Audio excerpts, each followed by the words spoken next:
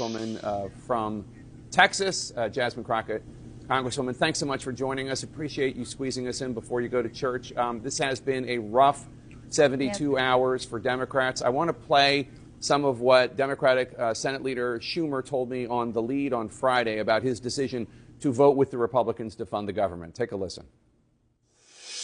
A government shutdown gives Donald Trump, Elon Musk, and Doge almost complete power as to what to close down, because they can decide what is an essential service. If they determine that SNAP, kids shouldn't get food, is not essential, they can just cut it out summarily. They could fire half the workers in the federal government. It would have been a far worse consequence. So he's saying that the path that House Democrats wanted would have presented a worse consequence. Is he wrong? He's absolutely wrong. I mean, look at the reality of the votes, right? I understand that the American people are frustrated. Please believe many of us did not sleep because we were calling and trying to impress upon the senators the importance of pushing back in this moment. And as you saw, we had all but one Democrat in the House that voted for this. So that's 212 Democrats in the House. And then you had the vast majority of senators vote for it or vote against it as well. And so the idea that Chuck Schumer is the only one that's got a brain in the room and the only one that can think through all of the pros and cons is absolutely ridiculous.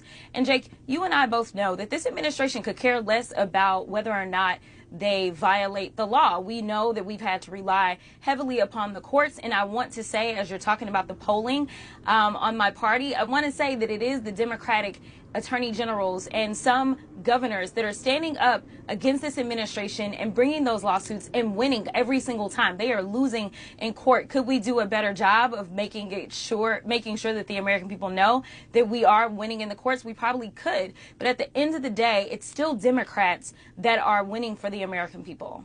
Some progressive groups are calling for new leadership in the Senate for Democrats. Even House Democratic leader Hakeem Jeffries, your leader, he was asked if he supports Schumer as leader of the Senate Democrats, and he said, next question. Do you think Senate Democrats should replace Chuck Schumer?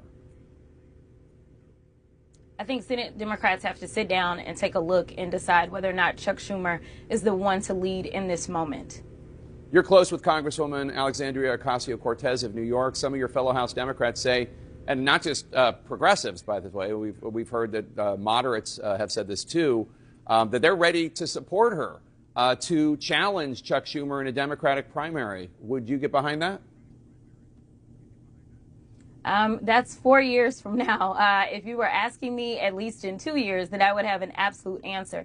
But I can tell you that there are a lot of people that are watching his leadership in this moment. This is the moment. We don't even know what elections will look like in 4 years if we will have elections. And so I definitely think that younger, fresher leadership may be something that many of us, not just depending on what part of the spectrum you're on, but many Americans may be looking for, especially in the state of New York.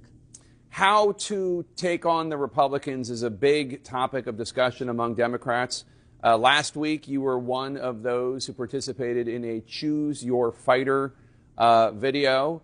It got some criticism online, including Democratic Senator John Fetterman called it bizarre and reportedly mocked it in the Senate hallway. I will say that your punching looked better than some of your colleagues. Fetterman has been criticizing your party for undignified antics and a sad cavalcade of cell phones during the president's address to Congress. What's your response to Senator Fetterman? He's not the one to talk about anything. I mean, this is a guy that doesn't seemingly want to own a suit. I'm not really sure. But I don't show up in hoodies when I'm going on the floor. And so the idea that you would say that we could not have a moment in which an influencer asked us to do this. Now, I'll be perfectly honest with you and tell you that when she asked me to jump, I said, did you ask my older colleagues to do this? Because I feel like you're picking on me because you think that my knees are a little younger. And I did not know who all was in this particular trend whatsoever.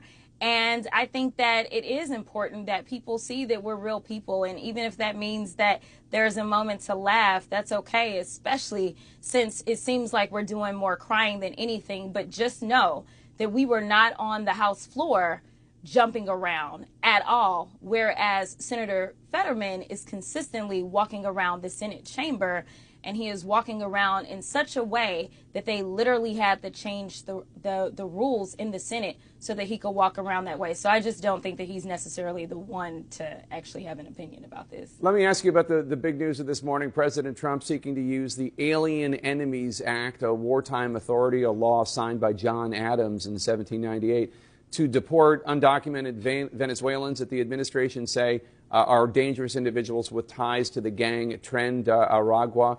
That gang is obviously associated with a lot of crime, human trafficking, drug dealing, theft, shootings, including in your state of Texas, right outside of your congressional district. Do you agree with this? And if not, what's your issue with the U.S. using any tool at its disposal to remove undocumented, violent people from this country? Well, my argument is that we already have tools that are available to remove undocumented violent people from our country. And so the idea that you want to go into a zombie law, this is kind of like what we saw in Arizona when they decided to revive a zombie law around abortion.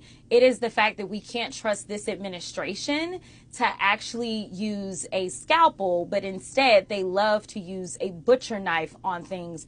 And so giving them this wide latitude to just kind of go across and just claim that anybody is anything is wrong. And so we do have courts, we do have processes, we do have laws, and we should just go ahead and use those. There's a reason that nobody else has decided to go back until into Adams' times in order to try to find ways to make sure that we can keep our country safe.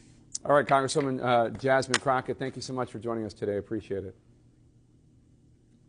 Thank you.